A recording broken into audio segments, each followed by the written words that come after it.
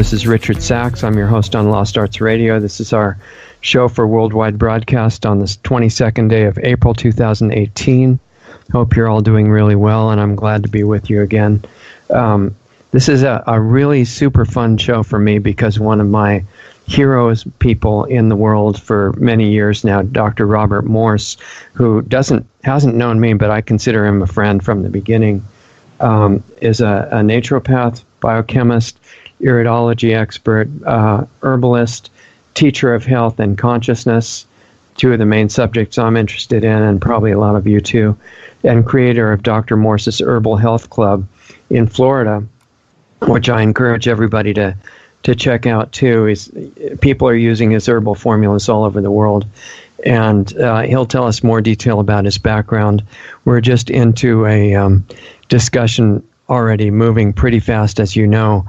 But what I'd like him to do, if it's okay, is to go back a little bit. Our time's going to go so fast, but back into his background, what led him even to be interested in this whole field of exploration. And then we're just talking about what he's doing now, as well as some super interesting cases that he's had that seem to be impossible, that have responded to what he's done for these people, and what he wants to tell us spiritually. There's enough to talk about for the next month, but we'll just see where it goes. Oh, so, yeah. Welcome, Dr. Morse. Oh, welcome. I'm pleasure to be here with you. You know, there's so much to talk about. Sometimes there's not enough hours in the day. But on the other hand, one should keep everything in his life simple. Simplicity right now is the key. You know, life starts out simplistic, becomes complex, and then returns to simplistic. In Hinduism, they call it the out-breath and the in-breath of God. So we're kind of in the in-breath stages.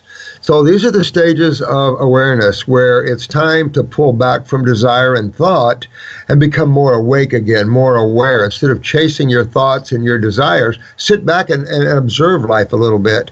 And you will start to see a process of awakening where the answers that you had come to you. Because the big book with all the answers in it isn't truly a book.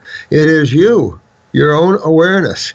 And man has been taught to chase rainbows of thought and desire, and this is where he is. He's constantly thinking, man, you think from one thought to another thought, from one desire to another desire, talk about a person or people, and it's a constant thought process.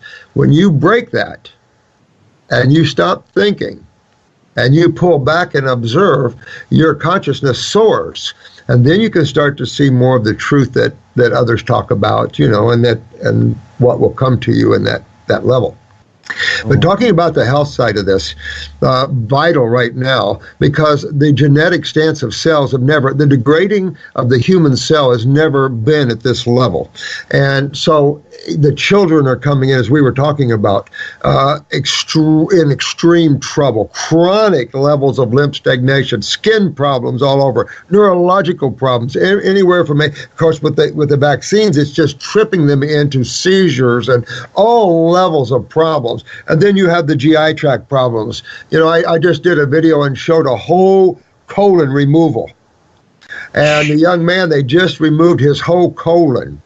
Ulcerative colitis. And we save people like that. Now, we tried with this lad, but it was almost like mush. And it's sad. And man has to wake up to what's going on. What is he doing that's making his genetic weaknesses in the cells weaker, and what's creating agglomulation and acidosis in the human body. When they cut out his colon, did they connect the end of the small intestine? Now listen. Or what did they do? Good question. You know, in iridology, I've done tens of thousands of eyes in my life, and the rectal area is the better area in almost, not everyone, but in almost everyone. You can have a chronic bowel, and your uprights and your horizontals, they're all chronic, but the rectal area, and his rectal area was good enough for them to connect. So he gets a reconnection, so he won't have a bag, but he'll never have solid stools. Wow, so it goes right from the small intestine out of the body. Right, in liquid form. Yeah, because you know, you don't, yeah. Plus, you absorb some of your trace and microtrace elements in the colon. So there will be some of the trace and microtrace elements he won't be able to achieve. But the issue is that you have a small bowel around 22 feet long. It generally is in a very similar state as the colon. So he's got a lot of work ahead of him that he's not realizing yet. Because you can't just say, well, the colon, that was bad, and there's nothing wrong with the small bowel. That would be a very untrue statement. So he has a lot of work ahead of him to resurrect and regenerate the small intestine. Well, can he make part of the small intestine take over the function of the colon or not? I doubt it. Because it's the wrong size. I don't know how you would even do that. Yeah. Well, I mean, you kind of need a colon, though, don't you? Well, like I said, when you don't have one, you don't have one. It's going straight out. So thank God, if he fixes his absorption and he fixes himself up, he will be okay. He'll just have loose stools all his life, and he won't die, and he'll have a good life. But if he doesn't fix this, he will then face the same problem with the small bowel, and that probably will mean his death. Well, that's because of the idea that any problem is systemic. Right. Right.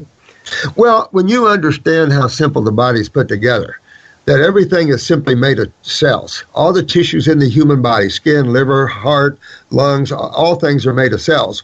But you have to have some way to feed them, to give them energy, and you have to have some way to remove their waste. Just like any little baby that comes out of a hospital, you got to feed them, but you also have to clean them. Well, same thing has to happen to every single cell in your body. And think about it, even the bones are made of cells, your hair is made of cells. So there has to be a way not only to feed these cells, there has to be a way to eliminate their waste, their metabolitic waste. And that's where the AMA has failed to understand it. That's what people are dying from, is they're dying on their own metabolitic waste. Right. Now, that brings up an interesting question, because there's a lot of raw food people that look exclusively at detox and cleansing, but they kind of assume by default that it's the same procedure for building after the detox. What would you say about that? Well, I know what your feeling is with that, but I've seen it both. I've seen those fruitarians keep on going, and I've even seen it in my own self, that at a certain point where you're walking back, detox is just walking backwards in life and getting rid of and rebuilding those things that are weak and those acids out of the body.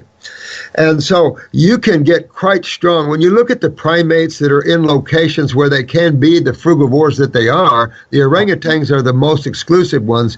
The babies will rip humans apart. The strength and the matter of fact, the man that had the colon removed, he sent me a picture of his, and the muscles he's put on in 2 months on a fruit diet is amazing. He looks like a bodybuilder. Now he's had some alfalfa, so that's helped for sure. Okay, yeah, because one of the things that I've seen that I didn't really know the answer to is that a lot of the few that really stick with 100% fruit or even raw vegan diet after they get their basic health back, a tremendous percentage of them end up really skinny and weak and cold and, as Matt Monarch has mentioned, kind of psychologically unstable and stuff. Yeah. And it's not from the diet.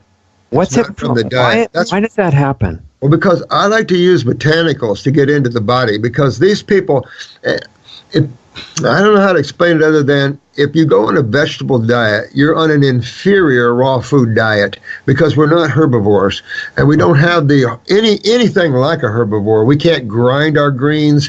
We don't have anything like that. We are true frugivores. When you get up to that level, it's such a high energetic level, it can rat you out. It's just like in having a lot of out-of-body experiences. If you have too many and you don't sleep anymore, you become more awake. It can rat the physical body out pretty bad. There was a time when I didn't sleep. I was just always awake. I was out of my body. I was traveling. I was dealing with masters and stuff. And I might tell you, my physical body just about, it tore me up. Wow. Because that kind of energy in the human body, even though you're not have your attention through it, you're still channeling it. And so this type of energy is incredible, but you have to be able to take it. So there are stages of that. If you see someone like that, then they're malabsorbed. And that's not enough raw foodists understand the lymphatic system, and you can't just eat raw foods and fix yourself. Okay, and you would say that this is where the herbal formulas come in, right? It is. When I got into raw foods, I was about 20 years old.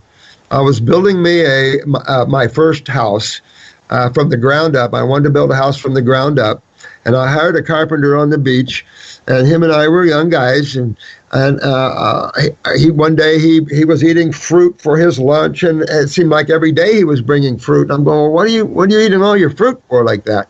And he threw me a book, and probably a natural hygienic book, Shelton's or one of those guys, Right, maybe it could have been Arnold Laird, who knows? And it just click, click, click. And I'm going, well, hell, this is all truth right here. I mean, obviously, no animal cooks their food before they eat it. Obviously, destroying chemistry isn't the way to health. So it all just made sense. Yeah. But I also have learned and I used to think the diet alone will do it. But man is too genetically compromised, too lymphatically compromised. This is why I've looked for help. Earlier on in the early 70s, it was supplements like vitamins and minerals. But there was a little voice in my head saying, look what I made. And it was the botanicals. And my God, I can do anything with botanicals. I can open you up. I can do anything with them. What's the difference between using the botanicals in fresh, live form versus powdered, dry form? Well, there's a lot more enzymatic action and a lot more energetic action in the live form. It would be the ultimate to get live herbs, but it is impractical when you're dealing with thousands and thousands of people around the world. You just can't do it, And then certain zones don't have the herbs that you're looking for. So you have all these different zones. Exactly. So we don't cook, of course, and we allow a 30-day distillation time. And I have a 110,000-pound press, and we're 1 to 4 concentrates. You can't get any better than that unless you blow dry them and reconstitute them. And it's a big job to get down to 1 to 1 to 1 to 2. And then I'm not sure you don't lose some of the consciousness of that, because I'm about the consciousness of the plant. Right. And some of that will dissipate, like you said, in drying that. And see, that's the only negative part. It still has incredible results.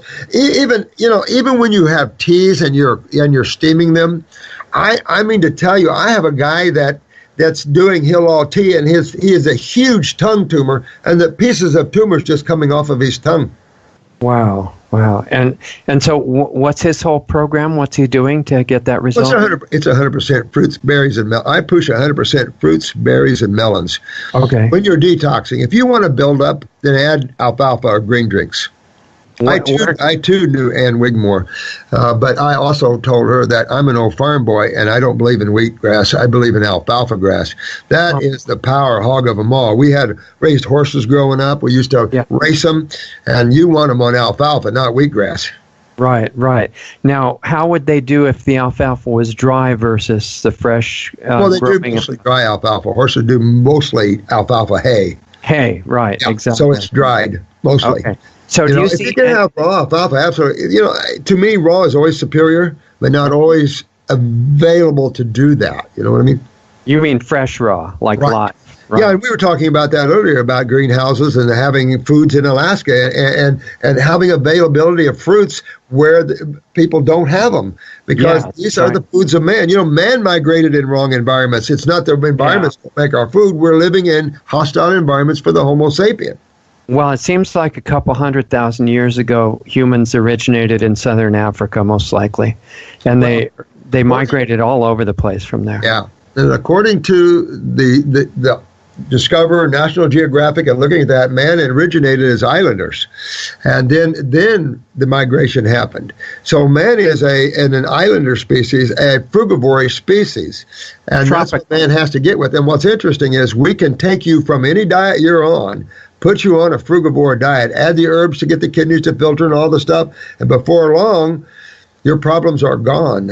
Wow. So do you see any application or use at all for nuts, or are they a mistake to eat in general? You know what? I mean, if you are done cleaning yourself out, you got great absorption, everything is good, what's wrong with a few nuts? Okay. But if you're in pain and you've got problems, you do not want to do protein, including nuts. Right. The medical doctor came to my class one day in extreme kidney pain. So I took 2 days, got the pain out of him with herbs and foods, and then I gave him a Giuliano dish of meatloaf, which had nuts and veggies in it. That's all it was. And he went down on his knees in pain. And I told him, I said, Doc, this is why I don't give people protein when they're in pain. Right. So it exacerbates pain. So if he got to the point where he really was totally cleaned out and functional, then it might be okay. You can go back and have some nuts and everything is fine. But take a look at this. You want to take a look at the geographical location of nuts. We're islanders. So we want to look at more pine nuts, more lipid nuts. We want to get no more than pecans or almonds, the lower protein nuts. You don't want to get up into the walnuts or higher protein nuts because those are people that live up in the northern environments. And again, you have to be alkaline to be able to eat that acidically. Okay, interesting. See, you don't want to be acidic and eat acidic. That's where you get into trouble. If you want to eat acidically, then you have to be alkaline. And that's where it'll be a while before the average human becomes more alkaline dominant. What do you think about honey? I don't mind honey at all, to be honest with you. I know people have different things about this and the bee, what doo-doo and stuff like that. But you know what? I don't know. I think it's a treat. Yeah, okay. I did burn out with honey years ago. I had health food stores, and I burned out with honey. So I don't like it right now because I ate too much of it. But I think as a treat, just like the villagers, a treat, it's a nice little treat. Right. It's like a medjool date, man. You're not going to sit there and eat a handful of medjool dates and go into blood sugar things. And what about juices that people are using so much? I mean, certainly Ann Wigmore did, but I'm not talking about wheatgrass. I mean, fresh vegetable juices. I know Hippocrates does mostly that, right? If you're going to do greens and you're going to do vegetables, then I recommend juicing because, again, we do not have the grindability in our mouth. We do not have the extensive GI tract, and we only have one stomach. And so when you look at the extensive fiber network of vegetables, a lot of aminos, strong for elephants and horses, but when you look at the Homo sapien, we do better on the fruit diet, especially because it's more neurological.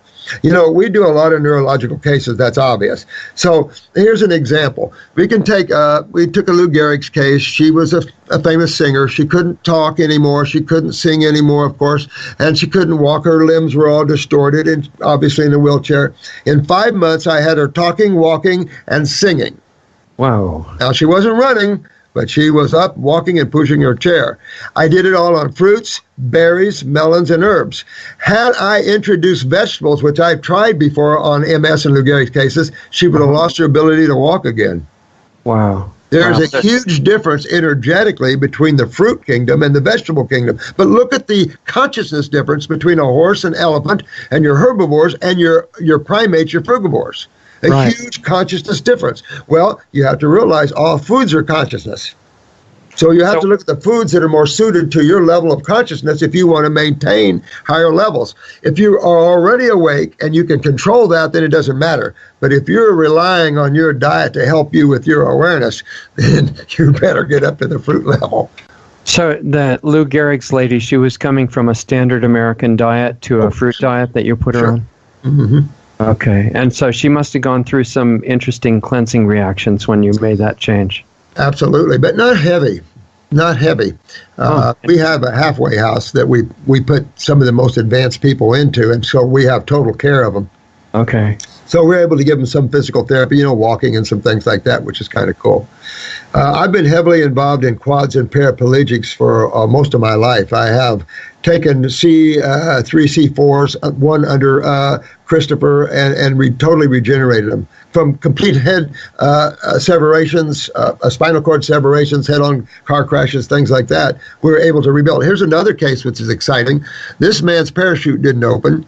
He hit the water at 90 miles an hour, totally, broke his body apart, was a quadriplegic. 2 years later, I've got him running and walking and all kinds of things. He's normal. And essentially just by using fruit and herbs. Exactly. That's it. Okay. And that's it. If you want to build up more aggressively, of course, green drinks are a good opportunity to do that, particularly the alfalfa juices or any of the greens, but alfalfa in particular. That's what Shackley, he knew the value of alfalfa himself. And very powerful plant. Well, there's at least, a couple of weeks of questions I want to ask you, but we'll do what we can. So, okay. One thing is, what's your comprehension of carbohydrates compared to the current archaic science concept of that versus what you've experienced? Well, the average person thinks carbohydrates are starch. So you have to look at either a carbon chain foods or nitrogen chain foods. Your nitrogen chain foods are going to be your amino acids, are going to be more your proteins. They have more in an acid-ash involvement. Your carbon chains, that's where your energy is. Carbon is the source of energy, not nitrogen. So all your carbohydrates are your energy foods. And these are essential. Those are your electrolyte foods. Yeah. So they're essential. Now, when you complex carbohydrates, you end up with starch. So instead of simple sugar, you end up with di or polysaccharides instead of simple monosaccharides. So that's the problem. Yeah. Well, that's like the McDougall approach, with cooked starch being the basis of life. Yeah, ridiculous. Right. And when you look at those people, they degenerate pretty much like everybody else. Exactly. Ridiculous. So, but if you're looking for, I agree with you on carbs being the energy source. I've experimented with all the ketogenic stuff and things like that. You just run out of energy. Well, that's it. And the thing is you don't want to run out of energy. And if you're running out of energy, you haven't cleaned your body enough, because you should be able to not require external sources of energy at a certain point in your consciousness and be able to maintain energy constantly. See, I work with Mr. Olympia, a lot of the bodybuilders and stuff, and they're learning that proteins are destroying their kidneys. RA is a common problem with them, of course, all acidosis. And now they're learning, and now they're using the greens. We have superfood blends available at all levels for muscle building and things like that. But I still am a fruit thinker. Now, whether man is, to me, very immature at the level of consciousness to handle that level of fruitarian, but at least it's a good start now at this particular time on this planet. During the healing phase, at least you put everybody on that, especially if they really need to get better. Everybody. You think when you're building up, then the amount of protein that you need is not nearly as much as what people think, but it's also what you're using for protein, right? Because you're saying the protein was destroying them. Was that meat that you're talking about? Well, when you complex structures, you make it difficult for the human body to break it down and to get value out of it, because it takes so much energy to do that. So when you do that to a protein, it has an acid hit to you. It has an acid-ash hit. So when you have an acid-ash food, now you have the inflammatory response initiated, because your body's designed to have an alkaline ash diet. So when you have an acid ash diet, the ash is acidic. Now you're initiating either the calcium buffering system, which leaches calcium out of connective tissue or skeletal tissue, or you're initiating the lipid system, which is the lymphatic cholesterol system. So you have to look at the types of foods and their ash and their blowback on the body. And this is what man hasn't understood. Our human body's simplistic, yet as complicated as you want to get.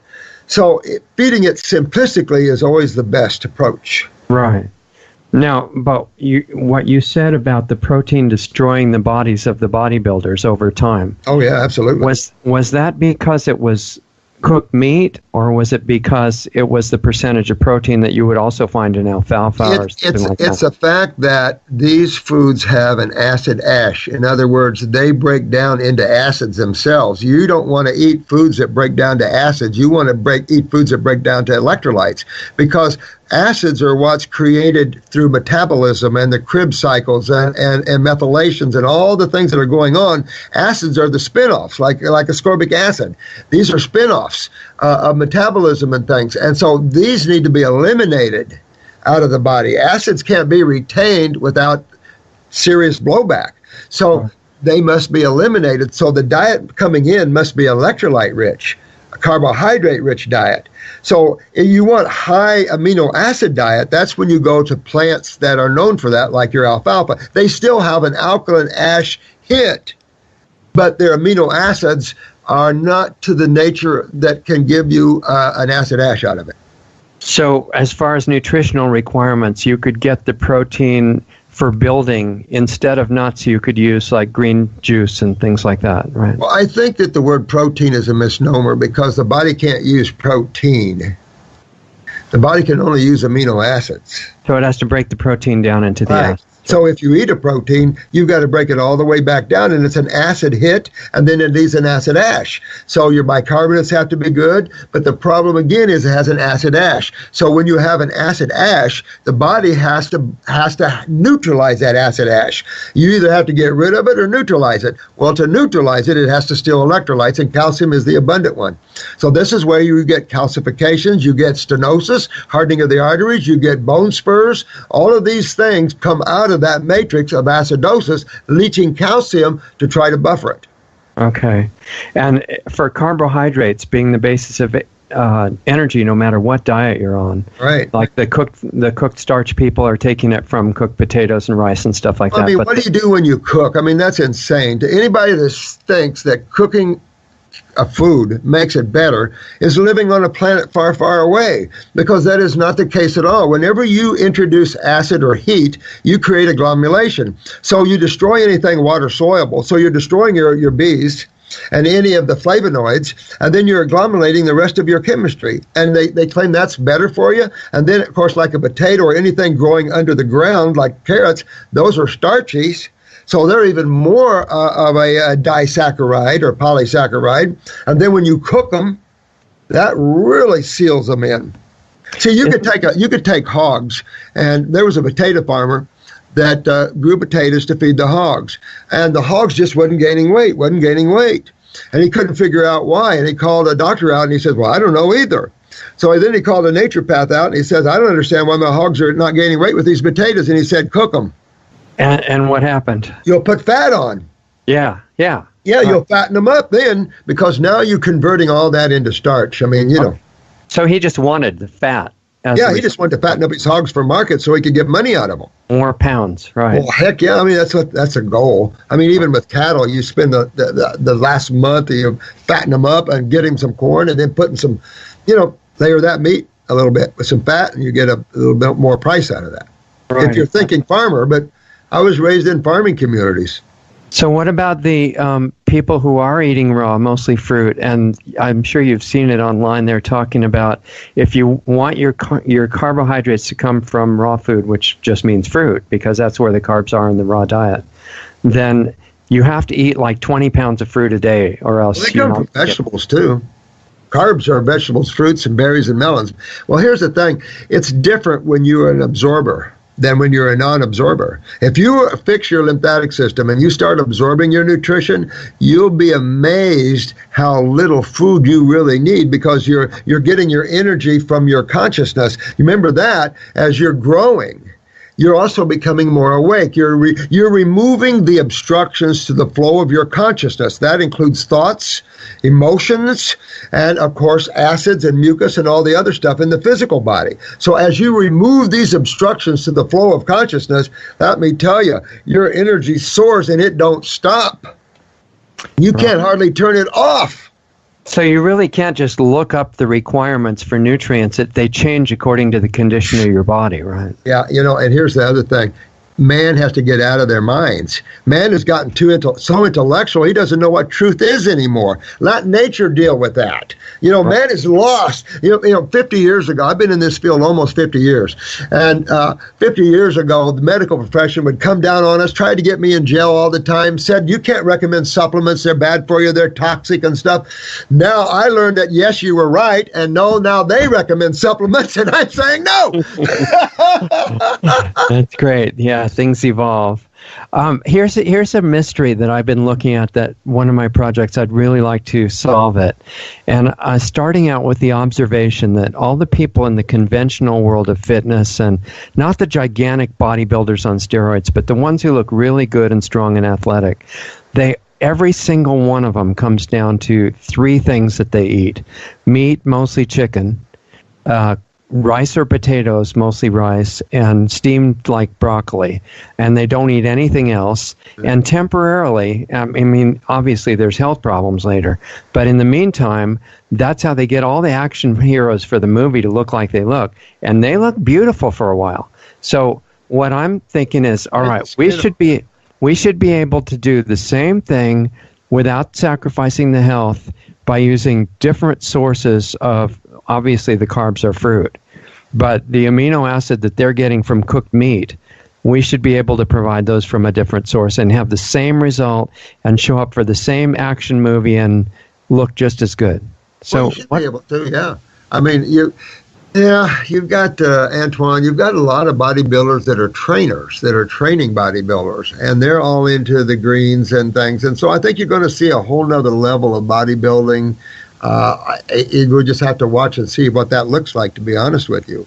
Yeah, I've seen some cooked vegan bodybuilders, but no raw bodybuilders. Yeah, it's coming. They're out there. They're working on it. We're working on them right now. Matter of fact, good. Antoine's a big one, boy. He's incredible, and he's extremely well known in the field of bodybuilding and trains.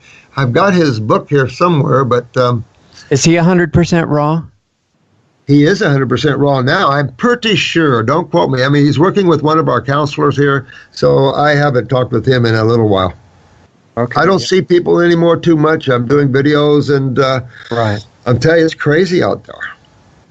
Yeah, I would like us to demonstrate that, like you're saying, that you could do the 100% raw, have plenty of carbs, plenty of energy and everything without needing any of what they say you need. Well, think about this one, too. It's also about flexibility and endurance. You know, when you start getting beefed up, you start getting stiff, and the kidneys start hurting. I'm very aware of this level, and it's not fun. I'm also a martial artist, and I can tell you, I'll go for flexibility any day over stiff and tightness, because you can have nice muscles, but you can be flexible, quick, and your mind is quiet and watchful. Right, exactly. There's a guy in Florida that has started a big following with what he calls calisthenics, but it's jumping all over bars and doing things that only monkeys normally can do. Isn't that wild? He's very, very strong. His name is Chris Heria, and he's very inspirational, I think. He only eats after like 2 in the afternoon or something, but he's still on those 3 things the usual guys eat. I'd like to be able to demonstrate something like what he's doing, because he's not too big and he's incredibly athletic, but do it all on raw food. Oh, you could easy, and be more athletic on raw foods, because we have them. I just can't tell you. We have videos here. We have athletes at every level that are all raw, and you can't believe it. Matter of fact, I have a video. I think it's up on our YouTube site. And she's a black athlete, and she was at our class, and she's unreal. 100% raw, of course. All the ones on our side are. Wow. At least they're if there's any of those guys that wouldn't mind talking to somebody, I'd love to meet some of them. All right. You know what? I will tell Megan, and I will have her to get you in touch with her. You'll love interviewing her. Oh, yeah. I would learn a lot from them, and I'll promote what they're doing and everything. Well, so Ian, he just put some videos up on our YouTube site as well. He's a muscle builder, and he's all raw. So you'll want to talk to him, look at his body and how nice it is. I definitely need to do that, because I'm living this experiment now. I don't even eat anything unless it's part of the study I'm doing. Oh, no, you need to talk to these guys, because these guys are athletes, and Yeah, I got to do that, because I think I want to demonstrate all these things so people know we're not just talking, you know. But they went through the you know. They spent 6 months to a year doing raw, getting their bodies. He got so skinny because he was malabsorbed. So he fixed malabsorption, and so look at his muscles today. I'll hook you up with them. I would love to be in touch. You'll be amazed. Yep. Yeah. Okay, now one thing I want to make sure and do, which I had promised people, is to go back. I want to introduce you in depth as the person you are, and I want to start with a little history, because it'll show your learning process. And if you go back to the 60s or as far back as you want to go before you were into this stuff, and just tell what you would like to about how this developed for you. Well, I'm an old farm boy, sort of, and I'm from Indiana originally, and I can't stand cold weather.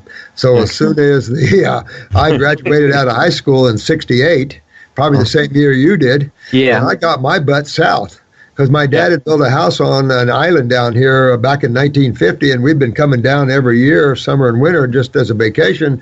And I said, I'm on my way.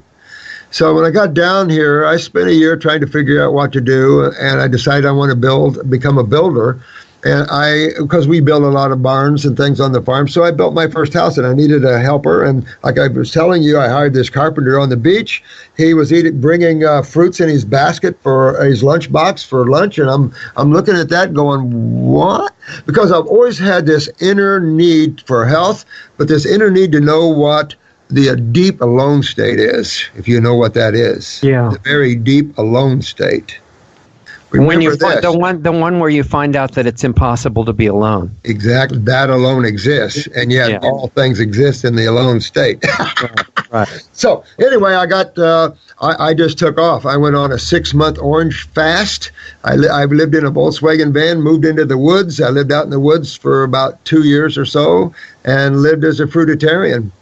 And I got then I immediately got hold of Eckankar books and books about out-of-body travel. I got into the Rosicrucians first because I was just, I wanted to learn out-of-body. You can leave your body at will. You can't? Whoa, I got to do this.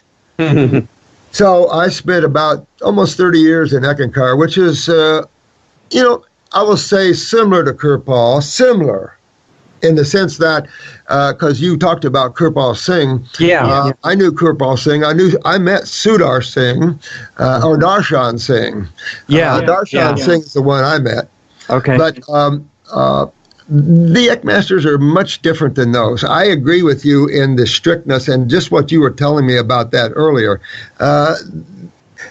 You want true spirituality. You want to go above Sat Nam world, up into these higher regions and work with these beings because they are real. They take you at night through the course of unfoldment. It's amazing. I can't even describe the amazing experiences one can have working with these beings. Yeah. They were teaching us that we were junk. We had a little bit. I can't believe that. I can't believe that. There's a lot of Radhaswami here around, and I have more of a affiliation for Radhaswami than I would a lower yoga system. Mm-hmm. Because that's the highest, the yoga of light and sound. It's called the Shabda Yoga. Yeah. They talked to us about that, but they said that we would never know anything except obeying the master. Are you kidding me? Nope, I'm not. You know what? I did it for 12 years. Yeah, ridiculous. Each and every one of you come out of the heart of God, and all you have to do is wake up and know it. And all you need is a buddy to tap you on the shoulder, and a true master will only tap you on the shoulder and say, hey, you're the way. Right, yeah, exactly. It's not about worshiping them. Exactly. Don't put me in your eye.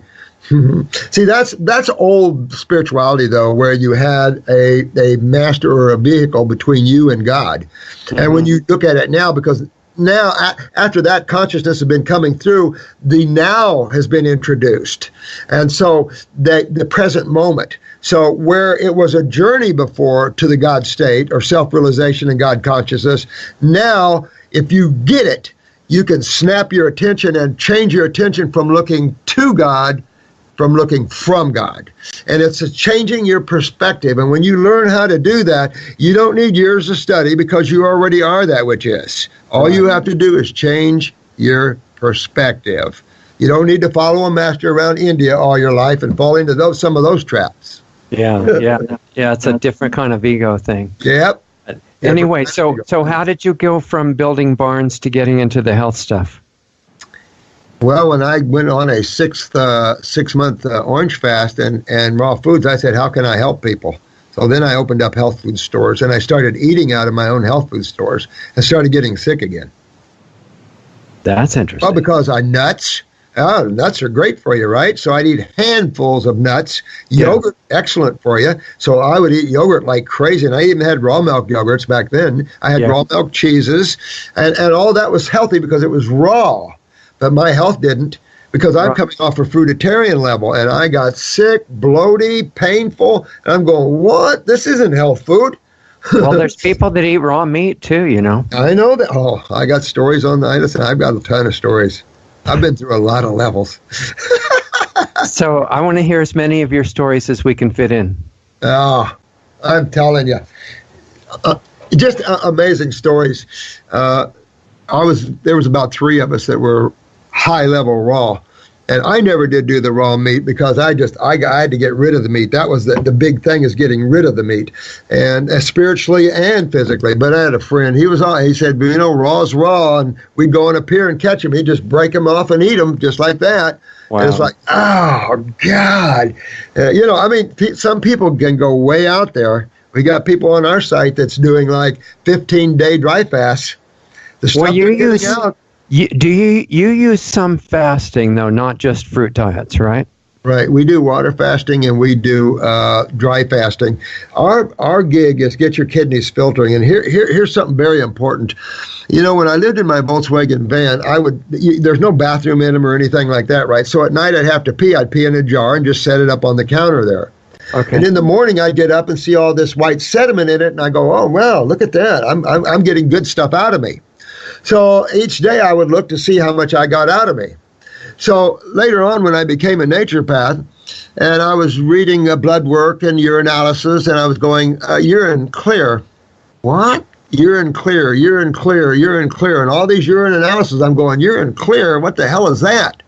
And then I realized man's not filtering. And that is the filtering organs of the great lymphatic system, the sewer system. And these are all lymphomas people are dealing with.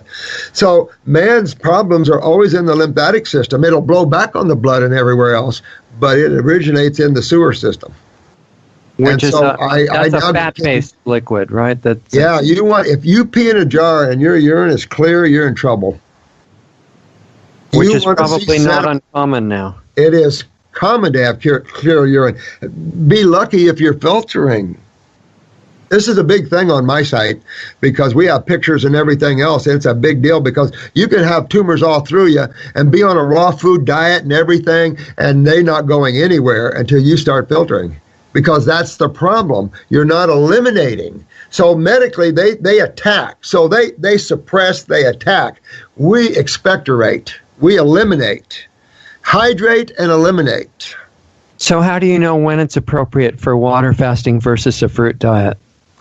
Well, that can be an inner thing, but if I've got a case and they've got tumors and it's not budging on the fruit and the herbs, I'm going to throw them into a water fast or a dry fast. Okay. I'm going to try the most astringent method that I can get to get the body to open that doorway. And when you get away from ingestion of all food, all your systemic energy then is moved to detoxing itself. You got to give the body its due respect and its awareness, remember? Because the body is not unaware. Right. No, it's actually a conscious being on its own, right? No kidding. Absolutely. You can talk to it and get feedback. Absolutely can. Mm-hmm. So at the water fast, you're watching for when to end it, I guess, right? When you put you know what? These are sort of things I think you use your inner guidance. When you get to the point you feel ratted out and you just kind of feel everything is breaking up too much, then you can break that. I don't actually push a lot of juice fasting myself. I actually just eat your fruit. Go on. My big deal is go on like a 20, 30, 40-day grape diet. Just eat grapes for a month and see how you feel. What's the difference between grapes with seeds and grapes without seeds that they're all moving to now? Well, closer, in my opinion, the closer you get to the original seeded strain, the more power, the more consciousness of the original species, the better. No question. The more powerful, the better. Absolutely. But you can't say too much about hybriding in a way, because we do that in people, and we can't say that because you're a hybrid that you're a lower person. That's not true. So it's how you hybrid. It's what you hybrid. You know what I'm saying? It's just well, there's a phrase called hybrid vigor that means that you're not overly purebred, right? And it's actually stronger. It's just that when they breed for getting rid of the seeding, they're breeding out a natural characteristic. And that is so stupid to me that man keeps messing with the very food. See, man doesn't realize he's messing with the thing that makes him healthy. He's messing with the food source that is his nectar. Because your food is either your nectar or your hell. Right. I mean, they're using convenience as an excuse for doing things that are unnatural. But these are unaware souls, too. You got to realize these are unaware beings. They're lost in their own narcissism. They think they're doing right for everybody else. So we have to demonstrate that. We have to prove that their theories are ridiculous, like the allopathic theory. You know, if you think your theory is so good, prove it. You know, the nice thing about us, we're willing to step out there and show you our theory and prove it. And we're proving it every day with Hollywood. We're proving it all over the world. So if you think your theory is stable, prove it. I've offered many times medical doctors for me to come into their clinic and say, you think your theory is the one, huh? Well, let's look at your theory applied. You're the number one killer of humans on this planet with the theory of allopathy applied. Well, I mean, to be fair, the food industry is pretty good at that, too. pretty good at that, too. But again, this is levels of unconsciousness, and there's no judgment here. There's just levels of consciousness. Sometimes it can anger you, but you have to realize these are levels of unconsciousness, and you have to get out of your unconsciousness. Right. Now, one of the big environmental factors that people are having to deal with now is not visible. It's in the level of frequencies. And their new project is to set up these towers every 200 feet in every town, on every street, right outside people's window, radiating into the house. And the only thing that I can think of other than trying to stop those things from happening is to keep your natural immunity as high as possible to it, right? Well, you know, we live in very negative times, and if we ever allow that to happen, I mean, man should never allow that to happen, because that's the next destructive level, and they're doing it even in war. They have now frequency machines that'll disarm a whole army. Right. You know, they've got some wild, energetic frequency machines out there, and you know, we were messing around years ago. Naturopaths were heavy into frequency healing, heavy. And then the Rife came out, of course, which is minor, but he could have had a lot more brains than he had with that. I mean, we're at the level now. Humans should be at the level now with a frequency meter that I could scan your body. I would know every mineral, every place, every neurotoxin, every excitotoxin. I would know the condition, the level of consciousness of every cell, the genetic stance of that cell. We should have a scan and know everything electrically about your body and consciousness about your body. But no, we keep playing in the fields of dreams way back in the back. You know, and you should be able to do that without compromising radiation. No radiation involved. Absolutely. I mean, we're moving there more into the digital technology, which is great. I mean, you're taking X-rays down from just under a rad to now you can do a whole mouth for under a rad. Right. It's better than it used to be. Better, you know, but still.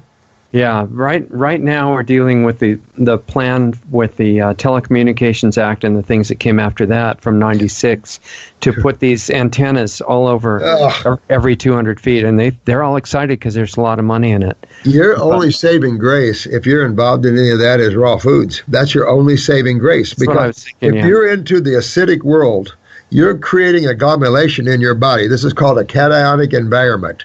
And that's where you're dehydrating and becoming hard and stiff. Radiation is a part of that. And it exacerbates that. So it just exacerbates the destruction of your cells in your body. To ward off of that, you have to keep your body in an electrolyte hydrated stance. And that means you have to eat alkaline ash-forming foods, which is your fruits, berries, melons, and vegetables for the most part. Right. Do you have a feeling for why so many leaders of the raw food healing places, like I'm thinking of Hippocrates, but there are many others too, they're teaching that on one hand, they're saying that the cooked food is really dead and the energy's low, and it's like a petri dish for disease to happen in your body, and which it is. We've seen that. But they also say, but it's fine to go on to like 30% cooked food once you're all better. Yeah, and they do it too. I think that's for balance. I don't have anything good to say about the Hippocrates. I know Brian well. I think they've gotten themselves so expensive. You have to be careful with Brian, and they deteriorate the fruit. You know, they don't recommend the fruit, and their supplements are now crazy. So an example is we constantly have a stream of clients from the Hippocrates to our clinic. And as an example, one of the educators over there brought a young kid over here, had a big tumor on his neck. Been over there 3 months, no changes. Right. 2 months, I had it all gone. Okay, and you put him on fruit? Fruit and herbs. Okay. And he was in Hippocrates going with the juices and playing those games over there. And when you have tumors and your life is short, you do not want to sit and twiddle your thumbs and play games. Well, a lot of them say, too, that in a situation like that carbohydrates are really dangerous and it has to be absolutely ketogenic. And they do what you just... Who says that crap out there? These are people that don't know you-know-what from the hole in the ground. Are you kidding? You don't want to create a ketogenic diet. That's a lipid-rich diet. The problem with that is ketosis and ketoacidosis. You don't want to put the body in any of these stances because the body's already been in an acidotic stance. You've got to electrolyte it and hydrate it. You got to get it on the alkaline side. I don't know why people get lost in these sort of things. Yes, if you increase your lipids, your symptoms will go down. The reason? Lymphatics. Your lymph system is a lipid-based system, and lipids are the best level of chemistry to neutralize an acid. Electrolytes will burn up so fast that it's difficult. What some of them say is the cancer cells have all these sugar receptors, and they really like to eat sugar. And crap. Every cell in your body requires sugar. Right. Even a cancer cell. Every cell in your body requires ATP, ADP, and ANP. So all these are required by your cells, right? So if you're going to starve a cell for sugar, you're going to starve all your cells. Your whole body. Your whole body. So it's right in line with the consciousness of chemotherapy, which says just kill your whole body because you'll also kill the cancer cells. It's in line with the stupidity of the word cancer. I mean, you have to understand what that means. People don't understand. They think it's a disease. There's no such thing as diseases. That's a medical brainchild. That's a Rockefeller brainchild, basically. Because if you categorize things, then you can make up certain treatments for different ones. Exactly. You can take a set of symptoms and put a doctor's name on them all you want.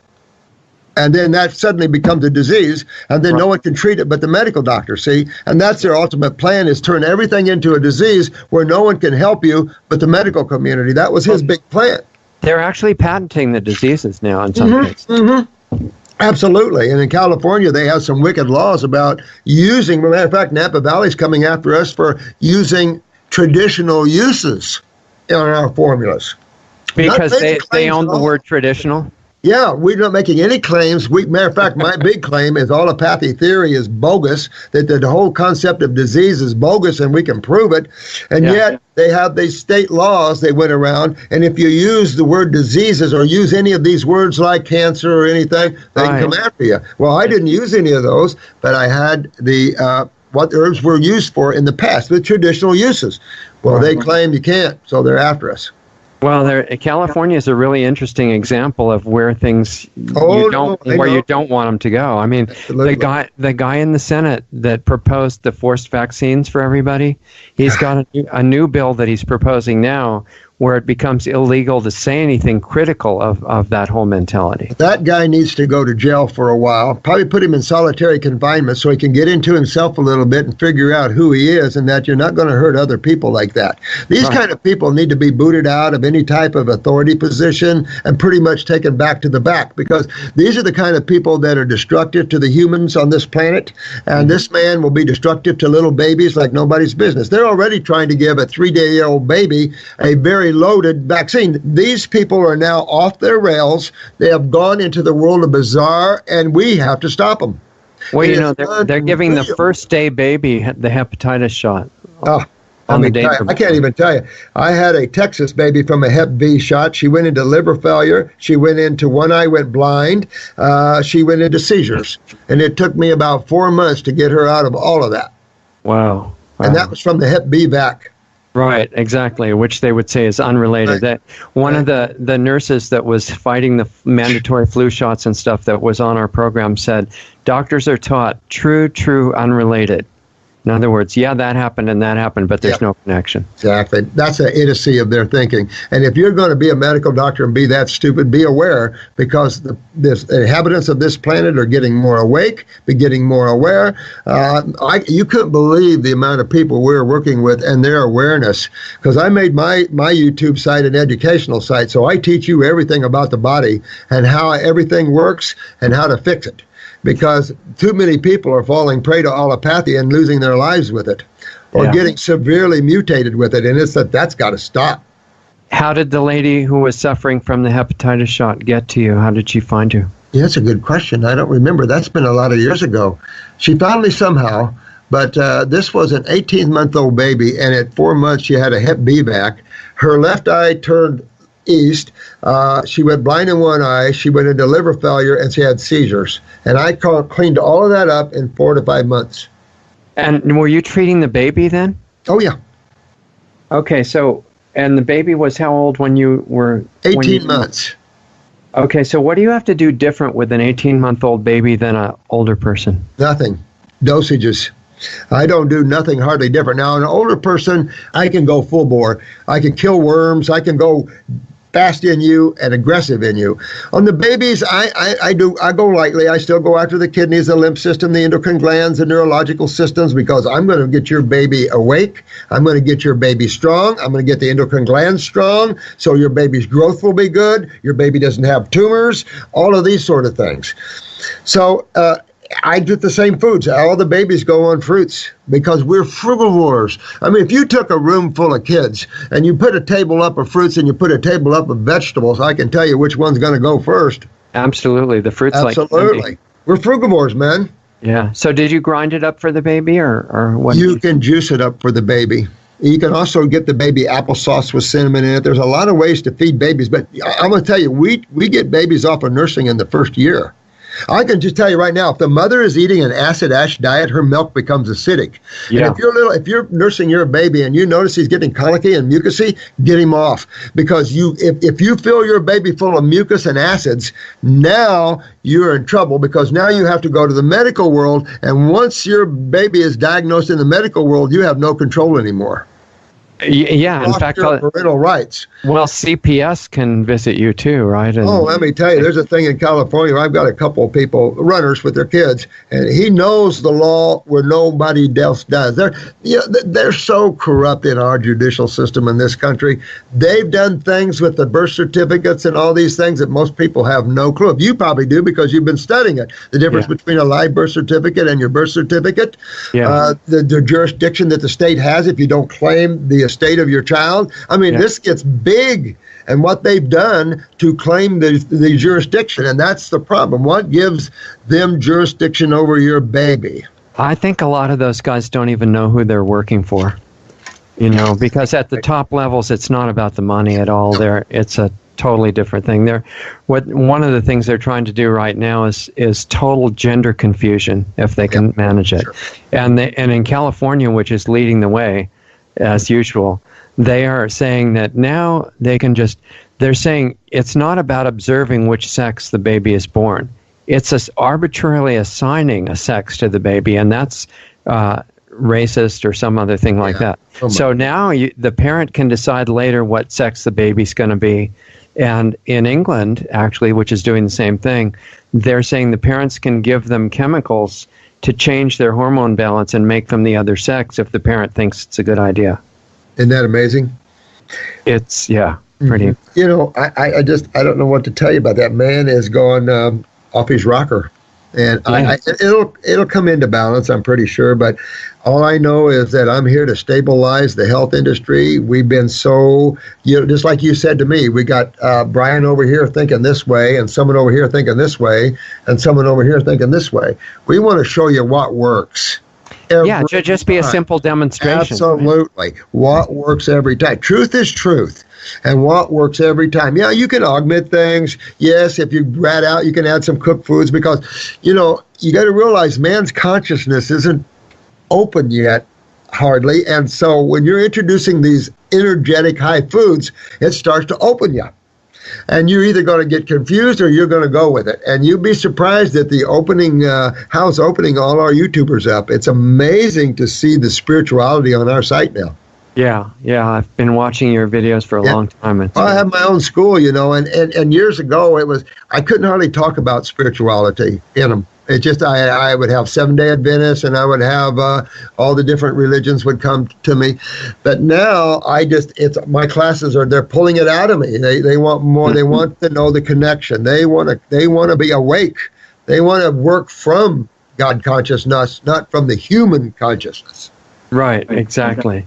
So the one that brought her baby to you, how quickly did the baby respond, and what stages did she go through? Oh, that's been a lot of years ago. We've had thousands of babies since that have corrected them in every way you can imagine, from tumors. I was telling you about the 9-month-old baby that was born with a tumor on her eye, and they were going to remove her eye, and the family found us, and we got the tumor out and saved her eye. We just have a laundry list of those children. The pituitary weaknesses are all over the place, so the children are undeveloped. We catch them up. We work on the pituitary gland. We get the endocrine glands healthy. The babies grow and catch up. I mean, there's all kinds of cool, fun things you can do with your body and your baby's body in Wellville. Right. And it just simply comes down to fruit and herbs every time. That's it. That's all you need. The food that's designed for man. Of course, I like berries too. Berries to me are the supreme ones. I'm including berries, yeah. Yeah, because they've been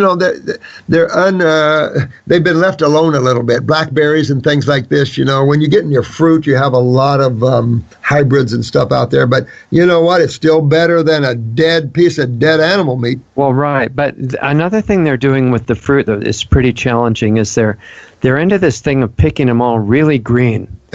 Because they say that saves money and they don't get damage in the trucks and everything. See, I would love to see some of these farmers change their consciousness and need their own food and realize they haven't been growing good food. Down here in Florida, we used to have strawberries that were huge, and they were so sweet it would curl your toes. And then they kind of changed and became beautiful looking still, but hard and a little bitter. So I had a farmer from Plant City up here, a strawberry farmer, and I said, "What in the hell are you guys doing to our food?" He said, "It's a different variety. The other sweet variety was harder to grow, and they all elected that we change to an easier to grow variety." And I said, "Are you kidding? Now you're into health. Now you're going to want to go back and have a nice sweet straw." Yeah. Well, they're doing it to blueberries really noticeably. I love blueberries. They're not supposed to taste like lemons, really, are they? Yeah, I wouldn't think so. They're supposed to have some sugar in them. I bought some blueberries at the store the other day that were at least an inch thick and probably 3 to 4 inches in round, and or through the diameter.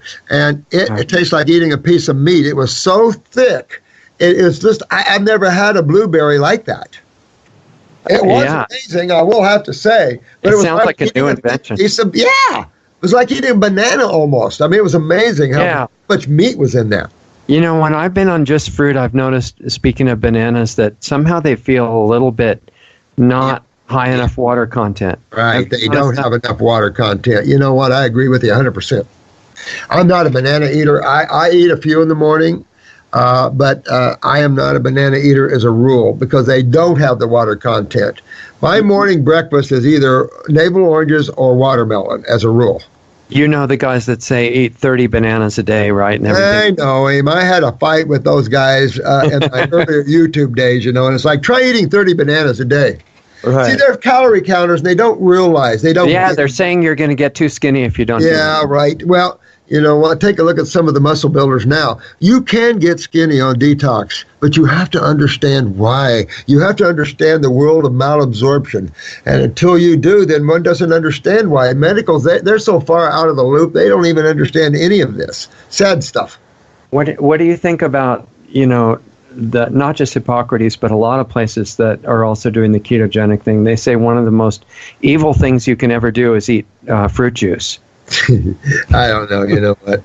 I guess in this world we can disagree with each other. All I can tell you is that we've got a very strong reputation, and I think we can back what we say pretty good now. Right, but what about the juice? Do you think fruit juice is good? Well, you know what? Fruit juice is just more concentrated. That's the only thing. Like a good example, eat a handful of grapes or eat a 10-ounce glass of grape juice. Yeah. And you can see the difference between the two. Sometimes juice is too strong on the body, in my opinion. You know, I generally reserve that for those that are not long to live. But it doesn't matter. We've got young people knocking it out the park because you have so many skin problems. They've been on steroids. We had a YouTuber kill himself because he'd been on the Accutane. The Accutane was a very, very bad drug for skin problems, acne and stuff, and it felt like razor blades in the body. Oh, wow, I didn't know. Oh, it's horrible. And yet it was a common drug. They put all the skin, and all the children are born with all these skin problems, and so it's nice to fix them up. Yeah, definitely. Well, here's a good example. We had I had a lady from the Philippines, and there's one of our YouTubers that had a similar lady from Dubai, and these ladies were solid red, acne and psoriasis all over them. Now, my girl is Miss Philippines, and his girl, you can't even tell she had a skin problem one. Nice. Isn't that cool? That was just yet they were living their whole life with beet red faces and pus and all the pain and all that. Yeah, yeah. And within 6 months, they have their life back. So what exactly did they do? Did they just go on a fruit, berry, and melon diet? Fruits, berries, melons, and herbs. And herbs. Okay. I do use glandulars, I will say that. Short term, because the adrenal condition in man right now is all-time low. Yeah, yeah. So, but if somebody's really devoted vegan and they don't feel like doing the glandulars, can they usually still do it okay? Oh, yeah, absolutely. Absolutely. We have other ways. Okay. But when you're in serious distress in the adrenals, they control the kidneys, of course, and the kidneys are the eliminative organs of the lymph system along with the skin. So if you're not eliminating lymphatically, where is your acids going? They're going back into the body. Right? Yeah, they're staying. And when things become acidic, things become cationic. In other words, things dehydrate and dry out. So you become dry. You become dry mouth, dry eyed. You dry out. You're dehydrated. You become stiff, pain, tight. And the only way out of that is to go right into the other side of chemistry. Right. So isn't it interesting that from what you're saying, two of the main criteria of youthfulness are flexibility and hydration? Very much so. And both of those come from exactly what you were just saying. Exactly. Exactly on point. What about all the super popular 80-10-10 stuff that's going on around the world? Well, you know why it doesn't matter. I mean, when you get through with your detoxification, to me, I don't really care what you do. You're on your own. You got to think about your spirituality, where you want to be, what's your life about. Are you going to add some few cooked foods? Are you going to stay 100% raw? Are you going to stay with high fruit? Just leave fruit in the morning? Everyone should have a fruit breakfast. That's for sure, because that flushes it's a breaking the fast from the night before breakfast. So it flushes the body, flushes the kidneys. You should always have fruit for breakfast. Rest of the day, then do salads or whatever you want to do. I don't really care after that, because it's your business as an individual. But if you want to get well, to me, there's only one good walk. Right. And it's just a matter of individual perception, whether you start that with the fruit, berries, and melons, or do more fasting to start and then get into the fruit after. Well, generally speaking, if you're advanced, we don't put you on fast right off, because you're so dehydrated. Yeah. You're so agglomerated. Why would I put you on a water fast? Even though water is the universal solvent, I need some electrolytes. I need some hydration initially, because you're so dry. You know, people get dry eyes and they get the MACDs and they get the dry mouths and they get the dry everything. Yeah. I have a young girl, she's 18 years old. She gains 5 to 10 pounds when she takes a shower. All she does is take a shower and she can gain 10 pounds. Is that because she's almost totally dry? Dehydrated like nobody's business. Now, you can't live and be healthy and have fun and not lose tissue if you're that dehydrated, because that is extreme acidosis. Well, it also demonstrates how much you drink when you bathe. Right there. It shows the absorptive power of the skin, too.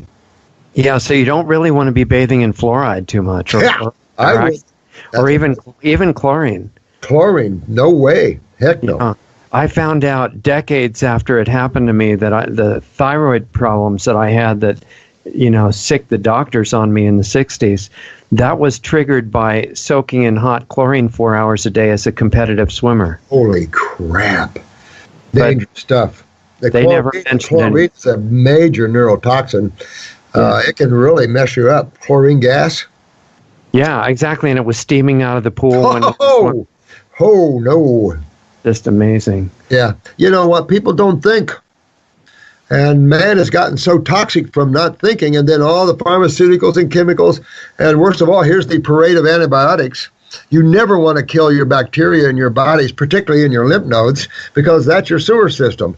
You kill the bacteria in your lymph nodes, how do you break down your 3 pH acids? Well, you know, you don't want to pee 3 pH or you'll be on your knees peeing. Right. And this whole thing about the germ theory became a big foundational element in the medical system, right? Like the only way to make the world safe is kill every germ there is. So stupid. And it really changed the course of humans' cell morphology, because by the system of treatment and the killing of bacteria, they compromised the lymph system. And now that blows back to the cell, of course, because that is the acid system. And now we have genetic weaknesses like nobody's business. And the lymph systems are just atrocious. And until you fix these things, your life is going to be a product of that. Right. And you were saying everybody should have fruit as the first thing they eat. What about the people who are saying all this stuff about fasted cardio in the morning? What do you think about that? I think you should have fruits in the morning. You definitely don't have as much energy about it. And that'll feed you all the energy. Remember, fruits have the highest electromagnetic energy of all foods. If you want energy in the morning, you don't take foods that take your energy away, anything cooked. Vegetable juice in the morning sounds about as appetizing as a steak in the morning. And so, a nice big bowl of fruit or a big smoothie in the morning, not milk, anything in that, fruit juices, and just have a good fruit. It'll flush you, it'll wake you, it'll turn you on, it'll get the lymph system moving, it'll clean the blood. It has everything positive about it. And then if you want a big salad for lunch, go ahead, who cares, and then go on with that. I don't care. Right. Okay. So, if you could do fruit in the morning, a big salad at night, maybe some greens in between, and a fruit before you go to bed or for supper, you can get extremely healthy. So what are these guys doing, the ones that you are in touch with the bodybuilding, and they're 100% raw? What are they doing to get really solid, strong, and athletic? And they're pumping the alfalfas and the juices and the greens for sure. They do their fruits. And the same thing, I tell them the same thing. Matter of fact, when you get Ian on, you can ask him a lot about that, because he is a real big bodybuilder. And then this other athlete, you're going to be amazed with her. She has a video out, and you just sit there and stare at her. She's just unreal. And she's on a track. She's on everything else. She's 100% fruitarian, and it's unreal, her endurance. I definitely want to talk to her. You want to talk to her. Yeah. It's the same way. We want to get this stuff so widely known. Oh, yeah. That, everybody's heard of it and is starting to wonder about it and think, well, maybe I should experiment with that. Well, another thing is we're trying to work our way into the National Football League in brain injuries and stuff, because why does not brain injuries or any injury heal? And that's where we have it. We understand the lymphatic system, and if you don't understand the lymphatic system, you don't understand the system that removes the damage from trauma, and how you remove the acids so the tissue can rebuild. And if you can't remove acidosis, then tissue can't rebuild. Acids are a corrosive medium, not a rebuilding medium. Right. What do you think about when people are dumping all this junk into the lymph system to get rid of it? What about, there's two really opposite views about whether it's a good idea to speed that up with enemas or not. What do you think? Well, I tell you, I'm not a real fan of enemas, to be honest with you. I mean, you had Dr. Jensen and the Kalima board, and we used to sell his Kalima boards and stuff. But to be honest with you don't have to go to anything that bizarre. Down at the rectal area, anyway, you have not much absorption but water. And then what are you going to do? You don't get to traces till you're way up in there, and you're only cleaning the bowel, halfway washing the bowel. The problems are more interstitial, so you can't, the fruits will clean the wall off. Even the vegetables will clean your wall off beautifully. It's interstitial that's the problem. Like IBS, Crohn's, UC, these are all interstitial problems. That's more lymphatic problems. Right. It's easy to clean the bow wall off. We have a GI broom. I mean, even VE irons, all these old companies, it's easy to clean the wall off. But interstitial, that's a beast of a whole nother color. That's the spaces around the cells that make up the wall of the bowels. And that is connected to the lymph node system and to the kidneys. How many different herbal formulas have you got at this point? Oh my God, about 100 probably, somewhere up in there. Because we have it. I made them for myself originally because I needed tools. I need help to get people well, and all I had was vitamins and minerals. There are no tools. So like I said, I listen, and it kept saying, look at what I have made for you. And when I just got into the herbs, and I just went, oh my God, a pharmacopoeia like nobody's business. There's so many great herbs. You can do so many things with them. And you know what I hear all the time? I feel so much better when I'm on the herbs. I don't feel as good when I'm off of them. Mm-hmm. But, use them. They're little sweethearts. Use them to help the kidney perform. Use them to help the liver to function better. Use them to help clean the lungs out better. There's herbs that break up tumors. There's herbs that stop internal bleeding. There's herbs that help ovaries to function better. There's all kinds of neat stuff out there. It's what drugs should be. It's exactly what drugs should be. But man can't compete because man has, you know what I'm saying? He's living on a view here of him as a human and an unaware human. And until these souls wake up, then they're still playing the human game. So if somebody is interested in just hearing about this for the first time and wants to know how to best use the herbs, and there's 100 of them, how do they start learning about it? Well, that's a good question. I only have a couple of videos up there on the YouTube channel talking about the herbs. And then we have books here that we give you, and we have books that we've made that talk about the herbs in them. Okay, so the books are for sale on your site, I assume. Yeah, we don't have anything extensive with the knowledge that we used to, but we've been so busy, my friend. I have not had a chance to really lay that out like it should be, because we had a practitioner's manual years ago, and now we have so many practitioners and wholesale accounts we can't even keep up with them. So I need to make a little better book about that. Even if it was a simple one, because if people are just discovering it and they're saying, well, 100, I don't know what. We have a booklet that shows you what they're for and what you use them for. Okay. We have that, but I mean a great detailed book would be cool.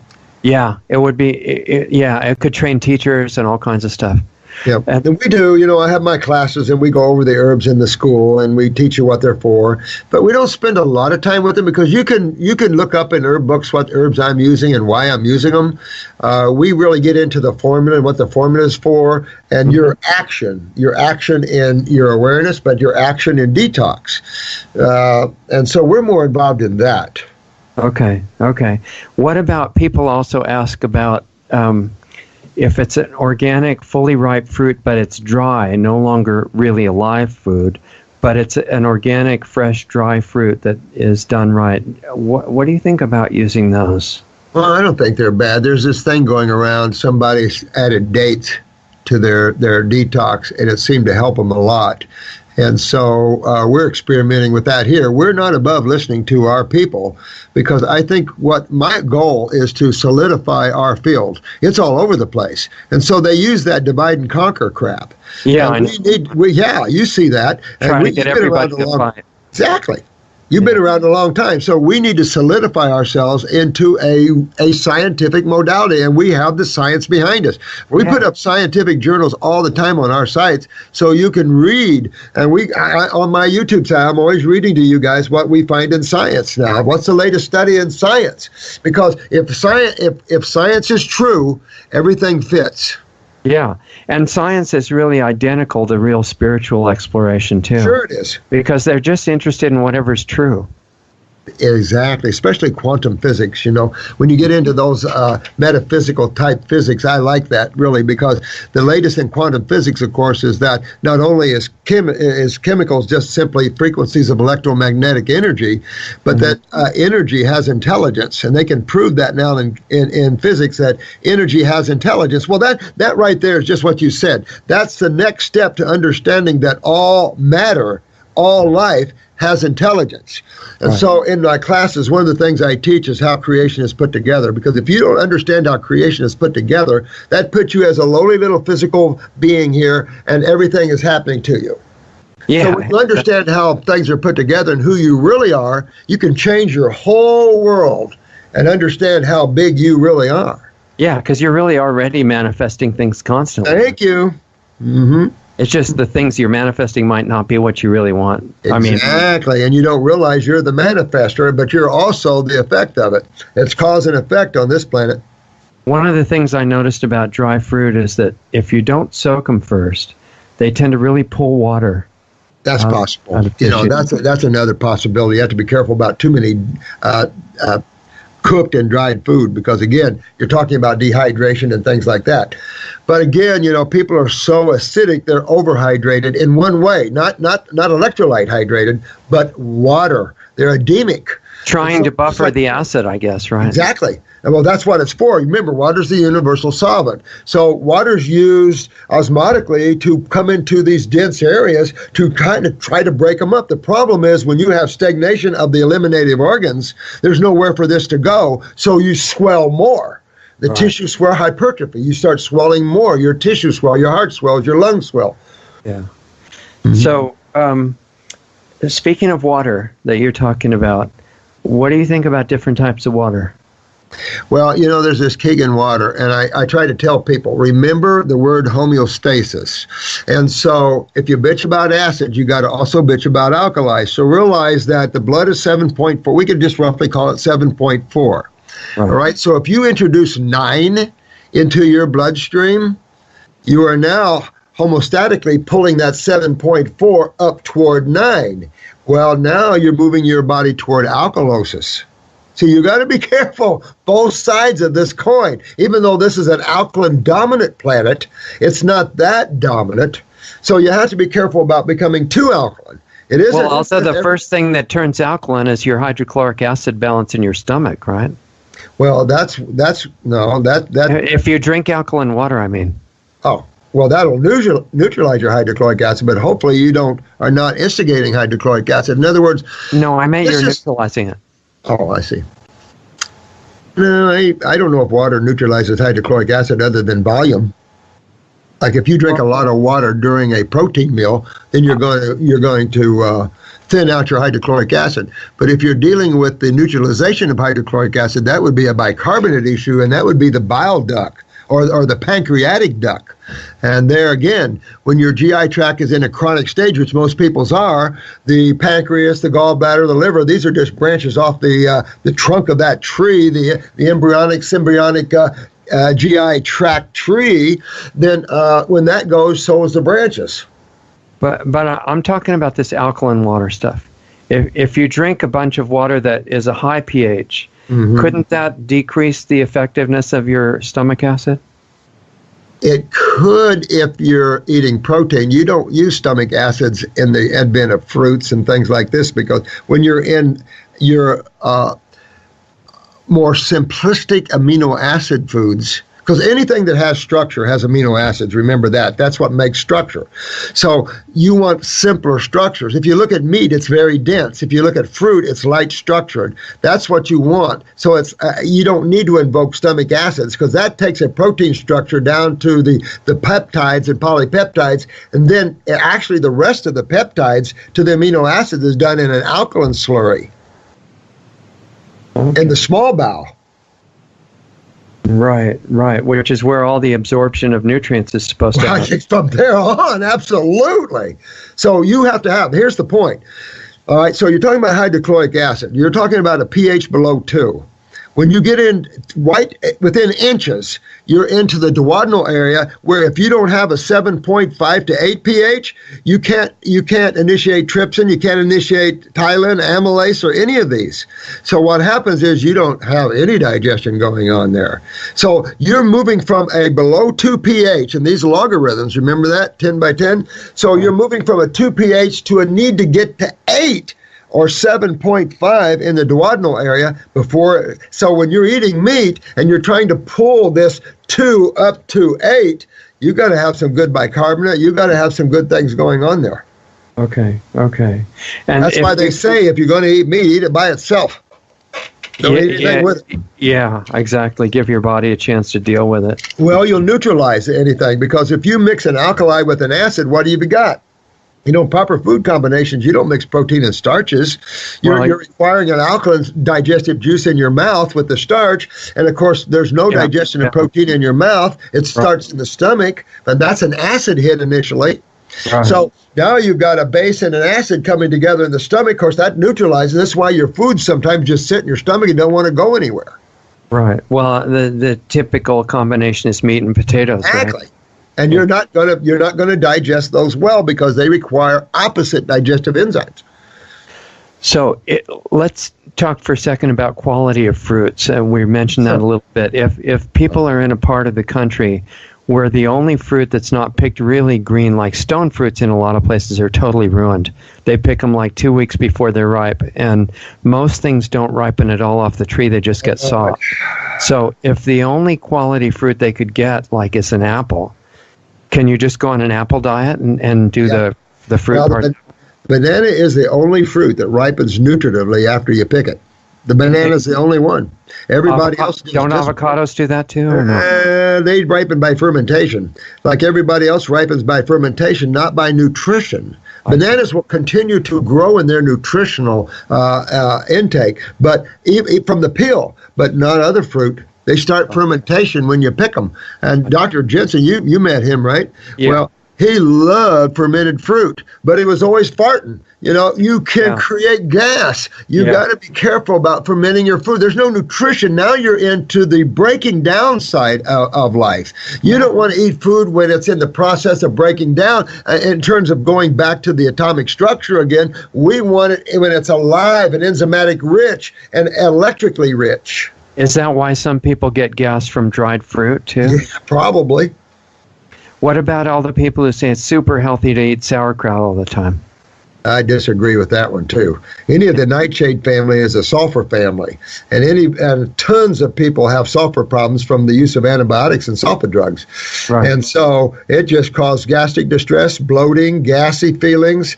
There's nothing good about, in my opinion, about cruciferouses. There was a health food restaurant that opened up here in Sarasota, and they were predominantly a cruciferous restaurant, and they went out of business. You couldn't eat there. You walk away bloaty and gassy, and it's like no, thank you. No, well, and there's a lot of people that juice cruciferous vegetables. There is. Cabbage. There is. But there's a lot of people into the sulfur thinking, and not me. Yeah.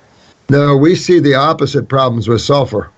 There's sulfur pills that people take. I know. You know what? There's nitric oxide pills too.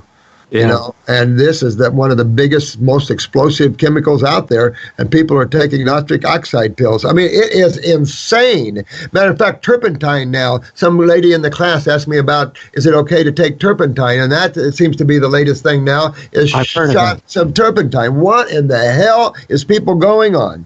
Now, stool implantation, of course, urine therapy filters about every other year. I mean, people, eat your fruits. You got beautiful herbs to take. Get your bodies well, detox it well, and live high and enjoy your good tasting fruits and berries and melons. And have a salad once in a while. Who cares? Just out of curiosity, where did the urine therapy idea come from? That seems a little odd. Yeah, that is real odd. I don't know. I don't think Berinsky started it, but somebody started it. That's for sure. Neoplasms and stuff like that. And I don't know. You know what? It went back when I first got into Eckankar and spirituality. It was circulating back then, and I'm going, what? It's just, I don't know what to say about it. And even salt water is coming back in now. And listen, I've been in the military, and all I can say is nobody drinks salt water. Please. So do you feel like, what's the thing about, salt, like, for example, the Himalayan or Bolivian rose, or salts that come from old oceans? Yeah. They're old sea salt, basically. Yeah. Well, they're just full-bodied. In other words, they have traces and microtraces. When you get into your sodium chlorides and stuff, that's just crap. But right. What do you think about those natural salts? I think a little pinch once in a while couldn't hurt anybody. I don't do them. I don't have any need for salt. If you have weak adrenal glands, you crave it because it's a sodium imbalance. And so your body is going to crave salt if you have adrenal weakness. Fix your adrenal glands. Well, you've seen horses and things go and eat it. Well, we had them. We raised horses, and they had salt licks. Absolutely. Yeah. It I don't know what to say about it. Man has fought wars over salts, Yeah. So I don't know. I like Himalayan or Celtic, either one. Right. I don't use salt in my diet, but some people do, and if you're going to use it, use a full mineral salt. What do you, after so long, what have you come to that you like the best for your own diet? My favorite food has always been fruits. My favorite food is always fruits and berries and melons. Those have always been my favorite. I love a big salad, but I don't like lettuces anymore and anything like that. They're hard for me to chew. They get in your teeth. I like more cucumbers. I like more veggie fruits. Okay. Yeah, the avocados, cucumbers. I'll fix me a salad of avocados, cucumbers, tomatoes, that sort of vegetable bowl. Right. And just maybe some lemon juice or... Exactly. Well, I don't even use dressing. I don't need dressing. I like the natural flavors of the foods. One of the first fruitarian teachers I ever ran into in the probably 70s was Morse Kroc. You read Morse Kroc, huh? I did, yeah. The Food and Medicine for Man. Oh, yeah. I love Morse Kroc. And there was it wasn't Carrington. There was another fruitarian out there, too. Well, believe it or not, I was headed for breatharian. I wasn't headed for fruitarian. I was headed for breatharian. I wanted to live without eating. Yeah. And Johnny Love was supposed to be doing that. He ended up weirding out. So, and there's a lady from Australia that claims that she's a breatharian, but she also claims in the same breath she eats intuitively. And it's like, if you're a breatharian, why would you consume anything? No, they didn't get that detail. Most of the breatharians that are on the internet, they eat food. They're just also breatharians. But I found two of them that apparently don't eat at all. No kidding. Yeah. That'd be wild. There's one in India, I forget his name, and he's 73 years old, and he stopped eating 70 years ago. Yeah. And he said he was visited by three of the female angels that they recognize in Hindu mythology, I guess. And they came to him and they touched his mouth with their finger, and they said, "You're not going to have to worry about food anymore." And he never ate or drank since then. I love that. He went to a hospital and let himself be tested because they didn't believe it. The doctors, of course, thought he was a fraud. You look in his eyes and you just get blown away. I mean, he's obviously in a different place. And they did sonograms, I guess, because he wouldn't take anything completely invasive. And they showed water forming and disappearing in his stomach. And they found out it was true. So in one way of thinking, then, the human body could be a closed system. The problem is proper elimination of metabolites. And the thing is, if you're not consuming them, where chemistry has to be converted, then it might be interesting to look at how the body adapts and changes to an energetic body when it is a chemical body. Right. Oh, because the astral body is an energetic body, not a chemical body. This is a very chemical body. This is probably the only worlds that I know of that are so chemical. And be interesting to show the electrical body existing in a chemical world. Yeah, I'm in love with all of this stuff. I have to tell you, because this is God. This is the creator of all things. And who are we really? And all of this is illusionary things. So it's interesting. Yeah, every single one of us has the potential power to change the whole thing, right? Heal it all. Absolutely. What people wanted me to remember to ask about MMS, because some people are all excited about that. It's a lot like bleach, and it's very popular for healing everything. Yep. Another one that needs to find a trash can somewhere. It is a lot like bleach. It is bad news bears. I am amazed. People have to get with understanding how simple the body is. The body is simply designed that when it gets toxic or acidic, it's designed to withdraw from food and fast. That's what the animals do. Everything does. Right. Man has to realize he hasn't been eating the types of food his body's designed to eat. He's been eating foods that no vertebrate is designed to eat. The only vertebrate designed to eat an acid-ash diet is the carnivore, and they pay dearly for that. They sleep 20 hours to 22 hours a day. There's only 2 to 4 hours that they have any awake time. They have short endurance. Yeah, they've got mean claws, but they have short endurance. endurance. They just don't have any endurance or any power, and they are acid ash eaters. They do go to the gut tissue. They do look for predigested vegetable matter. I can see the importance of that. But all in all, they're the sicker of the whole vertebrate families when you look at that. And there's a different mentality that goes with it, too. A different mentality, the whole 9 yards, the aggressiveness, it's at a whole different level. When you look at more peaceful animals, your horses, your elephants and stuff, these are herbivores. But when you look at your primates, they're still peaceful animals. I was up at, I go to Disney World a lot, and up here at Busch Gardens, who has quite large primate exhibits. And I was talking to one of the gentlemen there, and I said, are you the one that feeds them? He says, I'm the trainer. I said, okay, then let me ask you, I see a bucket of vegetables out there. Why don't you give them fruit? They're frugivores. He said, it's too sweet for them, we think. I said, too sweet? I said, fruit sugar is the simplest sugar of them all, even simpler than glucose, which is still a simple sugar.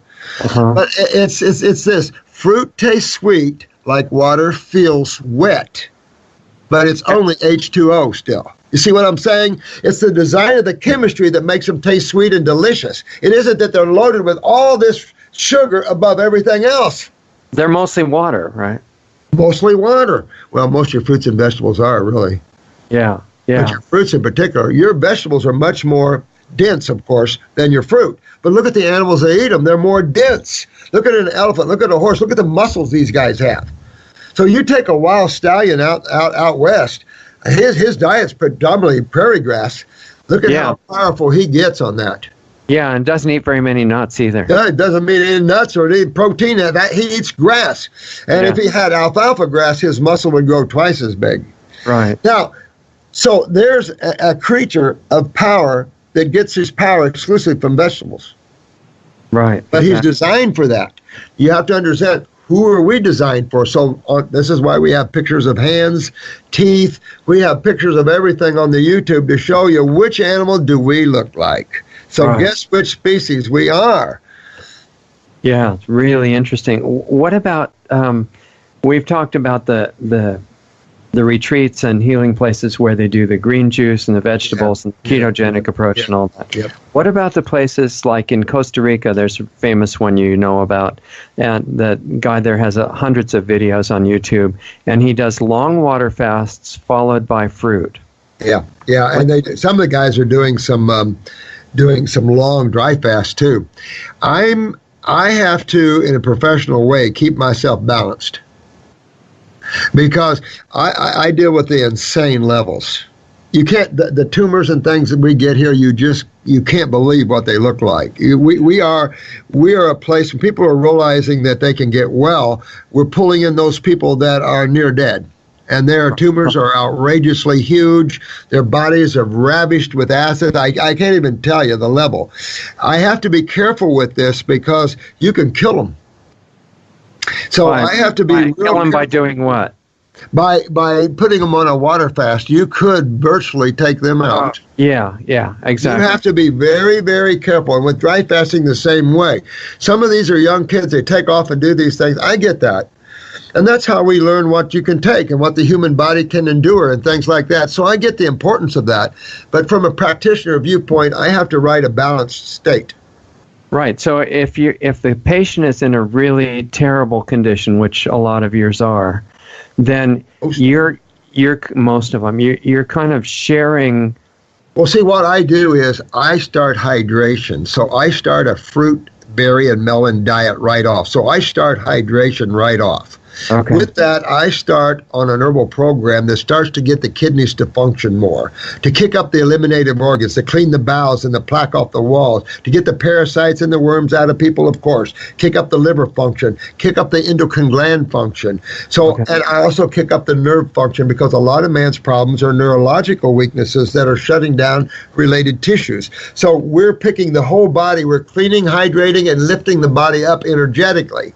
That way, if you're so dehydrated and near death, we're bringing energy, life, hydration to you. We're not putting you on a friggin' water fast and breaking everything up, which could take you out. So we have to move in a different way. We can't act like kids are just going crazy. Yeah, we're just going to throw you on a 60-day great fast. I've done that. but it's people that can handle it. Well, but you are putting them on all fruit, right? Except for I am putting them all on fruit. But so that's it's just hydrating and energetic. In other words, I'm giving hydration and energy to their bodies. I'm not putting them on a water fast, depending on their own body energy to detox them, because they're already systemically low. Right. But you can do that. I'm not saying that. I'm writing a different story here. I'm being a little more kind of conservative in a radical way, right? Yeah, exactly. Conservative in a radical way, because I never want to be responsible for the death of another individual. We've saved thousands and thousands of people in my life, and the thought of hurting somebody is not in my field. Right. So I'm a little more cautious. Let me use that word. I'm more cautious. Although I'll put you on a 40-day grape diet right now. Okay, but the 40-day grape diet is a little bit more. It's energetic, it's hydrating, it's nutritious, and I'll put you on herbs too. So you're not going to get hurt. Okay, I see. So even if you had to use seedless grapes, not the absolute best one. Absolutely right. You'd make sure they're organic, I assume, Absolutely. right? So you're not feeding them pesticides. But then, well, here's the other problem. What do you feel about? You have people that are living where they can't get organic. So we do use non-organic grapes, but they use the veggie wash as the best they can do. And I'll have to say this: if you veggie wash your grapes, and you have no ability to get organic grapes, don't let that stop you. Use a veggie wash, and the power of the grape is more powerful than a few neurotoxins from pesticides. Okay. But with that said, we have herbs to clean. We have everything behind that's organic as well, that's cleaning you as well. So you're not going to get toxic from these a little bit, especially if you wash them well, and with the power of what we're doing behind you, when you can get organic, that sort of thing. Okay. But good. Don't let it stop you. If you're facing non-organic grapes or eating a meat acid diet, get non-organic grapes, wash them good, and let the power of the grape and chemistry and the herbs clean you up. I'm assuming you're in a place physically where you can get some pretty good quality fruit in Florida, right? You would think that, but I'm not. I am so frustrated here. The growers of watermelon in Florida have no idea what growing good watermelon is, so we do not have good watermelons. I can't wait till Georgia watermelons come, or northern watermelons, and we can't get them down here very often. So watermelons are horrible. Our citrus fruit is the best, especially if you know the right groves to go. They're sweet as honey. They're not acidic. I've gotten organic oranges from California, which are small and acidic, and I'm going, what? Our organic oranges are bigger than grapefruits. So we do excel there.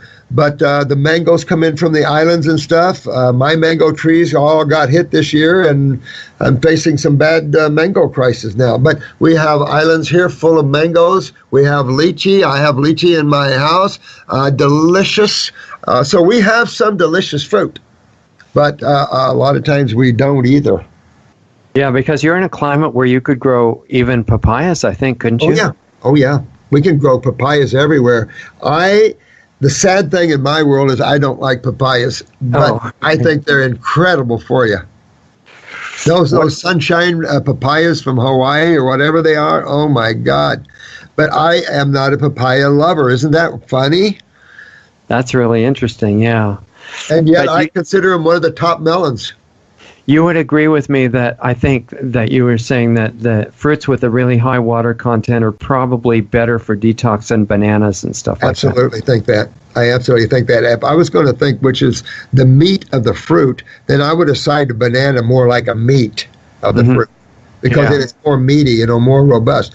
I have a friend that's a 3-doctorate professor in Canada. He has 3 doctorates, and his whole thing is nutrition. And he claims the banana is nature's perfect food. But he studied the blueberry. He studied all the foods all his life, and he holds 3 doctorates and runs a university. So I kind of like his opinions. Yeah, I do too. But there's the other side of what happens when you get lots and lots of doctorates and things like that. You start thinking compartmentalized, and it's really difficult to stay in touch with common sense sometimes. Well, you hit it right on the head, and I'm bad about talking about that because I call it narcissistic elitism. But, it's the more education you have, the more narcissistic you get. But that's because the ego, the id, and the mind, and the lower mind, causal mind, are all there together. So you accentuate the academic mind, you're accentuating the id if you're not careful.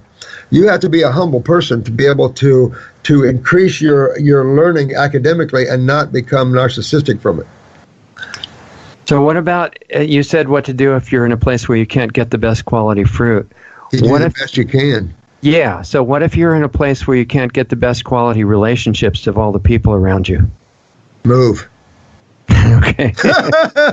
Well, it depends if you need relationships. You know, I'm pretty much a loner guy. I in meditation quite a bit. I love the states of aloneness, and so I don't really hang around too many people. I really go into these deep alone states. It's where I get a lot of my information, and I connect. I'm home.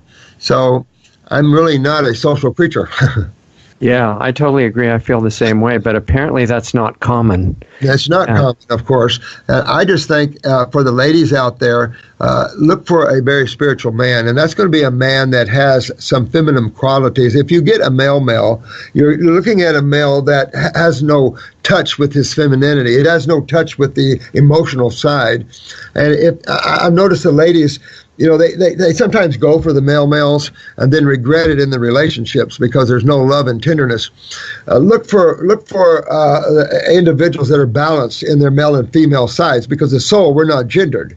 So you're only gendered in body. So as you grow spiritually, you'll lose that gendered feeling. You won't see yourself as a male or female anymore because you're working from consciousness, and that is not gendered. So it's a different way of looking at that. But if you're looking for a mate, you want to find someone that's balanced in their male and female principles, and that way they'll be able to have more love and romance, and you'll be able to have a higher relationship that way. If you find too much on the opposite ends, then that doesn't work either. You know, that's more of a the male, the female. You know. Right. It reminds me of some of the stuff that Thoth says in the Emerald Tablets. Right. That the balance between polarities that everybody's carrying is really important, and that if that stays balanced, not only do you hang around in the body in good shape for longer, but you tend to not even have accidents. Well, if you want to stay in balance, then get to consciousness, which is an awareness that exists beyond thought. And it exists, it's your natural awareness. It is who you are, but it is not definable. You can't use the mind to define your consciousness. You must be conscious to define the mind. So you have to pull back and quit chasing thoughts. Get out of your mind for a while. That old saying, get out of your mind, get out of your mind, get out of your emotions. Stop wanting things, stop desiring things for a while, and just hang out. Christ, Buddha, all these guys taught that. Hang out, be in the now, and you'll pull yourself into that present moment, which is pure consciousness. Outside of that, you're in the world of matter, energy, space, and time. You're in duality. You're in the mental worlds.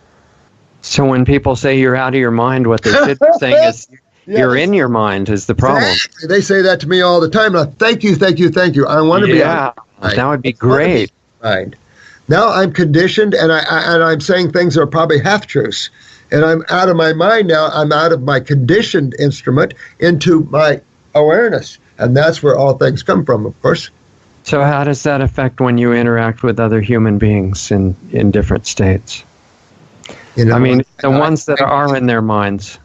I'm a giver, so I'm here to give. So I don't care what they're at. I see where they're at, and I just give them the touch. You know, for me is bringing awareness to those that are ready to have it. So I can see who needs what, and I give them the touch, whatever that is. So if somebody's been using nuts and seeds for this idea that they need amino acids to build protein in their body, and they want to change that to something better without the acid effect, and they want to go to alfalfa, for example. Right. That's what I would say. Among the various forms of alfalfa, if they have a choice, and they could maybe even grow some in a little dish or something, what's the best way to do it? Well, I did. I grew alfalfa sprouts for years. And I remember that I was transitioning from vegetables to fruits. And I had just started living out in the woods, and I had my sprouts, alfalfa sprouts, in a jar, and I had the lid on it. So I just left it in the front seat of my van. I had bucket seats, and the sun was coming in the windshield. And I just left them in the jar. I was going to throw them out because I wanted to eat nothing but fruit. So about 3-4 days later, I opened the jar. Whew, that was strong. But I reached in and grabbed me a handful. They were very dark, very dark. Reached me a handful and threw the rest away. In about 2 minutes, I get this, and a huge wad of mucus came up out of my lungs. And I thought, nice. So when you potenize those, they become very astringent. So, when you have dried alfalfa, like in an herbal formula or something like that, that's made from the leaves, right? The dried leaves. Exactly. Okay, but when you grow the sprouts in a jar, it's mostly a piece of root, and there's very little... The root and the leaves. You want the leaves. You want little leaves to get dark and green if you can. That's what I'm getting at, is that if you want a lot more leaf, could you grow them like sunflower shoots and put them in a little bit of soil and just cut them like sunflowers like that? You know what? I don't know. I've never done that. I know that we take the whole plant in herbology pretty much, except for the roots, and we dry them. Okay. So I don't know. I'll be honest with you. I don't know. You could, I guess. It just seems, I'm interested myself because I've been using nuts and seeds for a long time. I would move definitely to alfalfa if I was you, but try another level because it'll increase consciousness. Try the fruits and berries. If you can get them good quality, I agree. If you're going on lemons and lemon fast, make sure your saliva stays alkaline. If you have to do a bicarbonate wash, do a bicarbonate wash. You want to keep your saliva alkaline. And most people are so acidic that their mouths are acidic, and that's why they see the deterioration of the gums and teeth. You do not want acid saliva. You don't want an acid mouth. Your mouth needs to be base mouth. This is alkaline enzymes in your mouth. Right. But after the cleaning is at a pretty good stage, you'd say for building alfalfa is about the best thing, right? I would. If you want to become a muscle guy. If not, fruit will be, listen, I've got plenty of muscle, and I'm a fruit guy. Okay. And so are the primates, right? So are the primates. You take look at the gorillas are pushed so far up in the mountains. Now all they can do is find the sweetest, tenderest little greens they can. It depends where the primates are located to what they have access to. But if they have access to fruit, now what was interesting on this Discover program, the orangutans are almost exclusive because they're in zones where the fruits are. And I did see one female orangutan pick 2 different fruits, bring it down in front of her, and start to eat them. As a rule, you mono-eat. You eat one food at a time. If you're one fruit, you eat one fruit. Man tends to bring a bunch of different fruits together, a bunch of different vegetables. And I've even taught the rainbow salad effect. But think about this. Each food has its own level of consciousness. When you start mixing too many levels of consciousness together, it can confuse your own consciousness. There's a point where you can get so awake and so sensitive to this that even eating mixed food can affect you. Yeah, exactly. Okay, so what I want to do here is I want to say as a bottom line thing to leave with the people that are listening to us right now, and before I get into something else I want to do with you in the last couple of minutes, what would you say if they want to start becoming more conscious, because that leads to everything else, right? Yeah. And the first thing, new idea. The best way to become conscious is to practice observation. Stop thinking.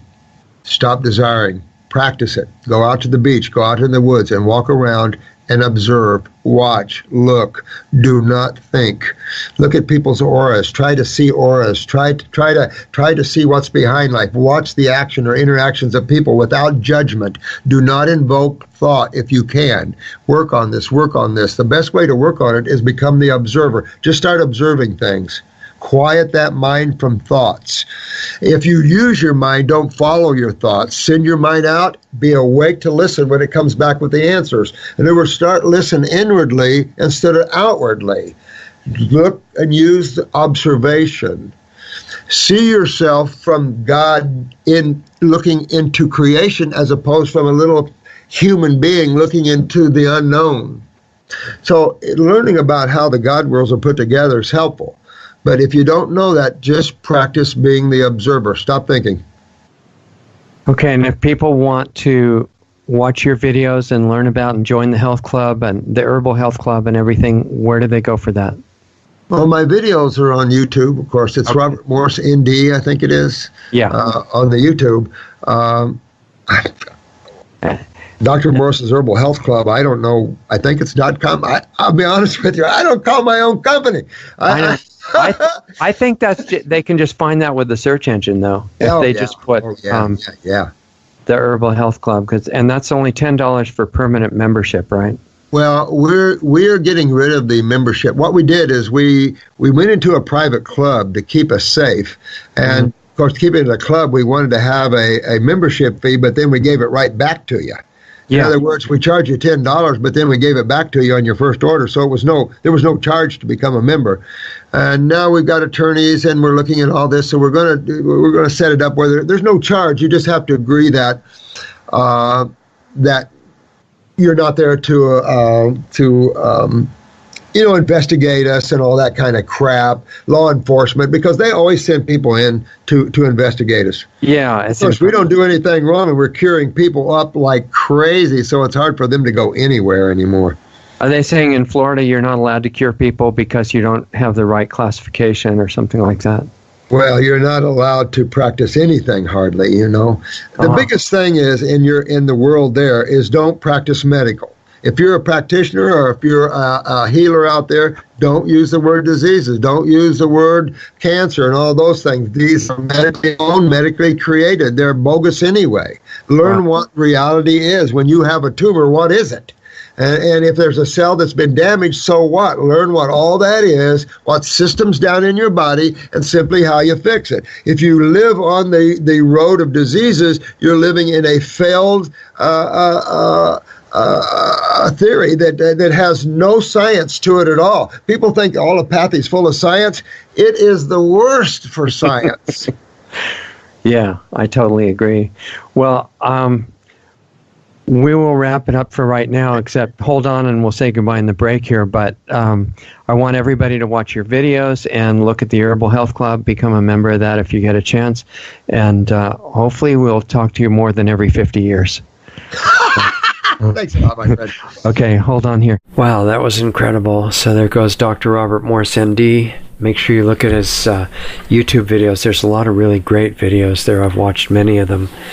There's also a site called rawfigs.com, like the fruit, where there's a lot of specific excerpts from his videos on different health conditions, and there's a search engine built into that site, rawfigs.com, where you can put in a certain condition that you want to know about, what he would say about it, and it's right there. It's just amazing. I've used it quite a bit myself. So look at the YouTube channel, look at rawfigs.com. His website for the Herbal Health Club is Robert Morse's herbalhealthclub.com. Robert, M-O-R-S-E-S, herbalhealthclub.com. And he realizes, as a really conscious doctor, an example of what a doctor is supposed to be, that his work is teaching, not giving drugs, not damaging people, not harming, not causing harm, against the Hippocratic Oath. They're all supposed to really honor that, and it's not done much anymore. So he uses the private club format so he doesn't get attacked so much for helping people, because that's the environment that we're all operating in. Real health information in the U.S. and many parts of the world is violently suppressed now. So Dr. Morse is courageously just telling the truth about everything that he's found, and it's really amazing. He's saved the lives of a lot of people that thought they had no chance. People that were told they were going to die any day, people that were almost unconscious, people that were paralyzed. He's done amazing work. That's why he's attacked so much. And as far as the private club format is concerned, I think it's a good idea. We're doing the same thing at Lost Arts Radio. The Saturday night show has changed to a private club format, so we can discuss personal life and health issues that you have without worrying about what we can say publicly. And we can discuss how you can use information on natural ways to heal these life and health issues. And it's very, very valuable stuff. We can talk about it a bit more openly. So to see more of the details of what I'm talking about here and what we're doing now on Saturday nights, just go to lostartsradio.com/club, CLUB. And if you like it and you think it might be useful and worthwhile to you, then you can join it there, get signed up to get your entry credentials into the club, and join us in the self-healing work that we're doing there, sharing this very valuable information as long as we can. So we've got this channel, we should use it, and you can get signed up there, and if you do, I'll meet you next Saturday night. So remember all the resources also on the regular lostartsradio.com website. And our YouTube channel too. We've been being suppressed on YouTube a lot. They're not allowing the view counters to move normally, or the like buttons and stuff like that. So if you see a video that says it's had 100 views, it may have had 100,000. We really don't know, but they're still up anyway. So for the moment, you can access all of the things that we put on YouTube, and I'm putting up some new videos. There are recent city council meeting I was at, and other interesting subjects just on Lost Arts Radio YouTube channel. We've also got a Lost Arts Radio Facebook page, and of course, as I just talked about, you can sign up for the club at lostartsradio.com/club if you want to be able to get into personal, private issues in health and consciousness. No medical advice or anything, but information that's incredibly valuable that you can use. Anyway, have a great week. Hope everything goes really well for you, and I'll meet you here next time. Have a good night. As of January 2018, the Saturday live call-in show is now an interactive video platform called the Planetary Healing Club. The cost is just a $10 minimum monthly donation, automatically billed through your PayPal account. Sign up at lostartsradio.com/club. The Planetary Healing Club is every Saturday night at 9 p.m. Eastern, 6 p.m. Pacific. You get your link to participate in the show upon signing up as a member. Those shows are also archived as well for club members. Listen to our new shows with guests every Sunday night at 9 p.m. Eastern, 6 p.m. Pacific.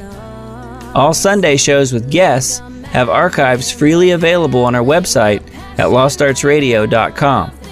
You can also find them at blogtalkradio.com/lostartsradio, as well as our YouTube channel, youtube.com/C/lostartsradio. Mixcloud at mixcloud.com/lostartsradio. And finally, look us up under the podcast directory on iTunes. Find us on Facebook at facebook.com/lostartsradio, or on Twitter at Lost Arts Radio. Be sure to join the free Lost Arts Radio Facebook group as well. Just search for Lost Arts Radio Group within Facebook. You can also join our forum on our website if you want to interact with other listeners. We also have links to all of the great independent musicians whose music we feature each week on Lost Arts Radio. When you do your Amazon shopping, please use Amazon's Smile program at smile.amazon.com. And when you choose Lost Arts Research Institute in Sedona, Arizona as your charity, Amazon will donate 0.5% of whatever your order total is to Lost Arts Research Institute to help fund the building of the school and keep our radio show on the air. Please visit lostartsresearchinstitute.org for more information on the school we want to build. Be sure to sign up for our free weekly newsletter on our site under the Radio Show tab, or right from the button on our Facebook page. Contact Richard at richard@lostartsradio.com, or myself, Doug Diamond, at doug@lostartsradio.com. Thanks again for listening to Lost Arts Radio, and we'll see you again next week.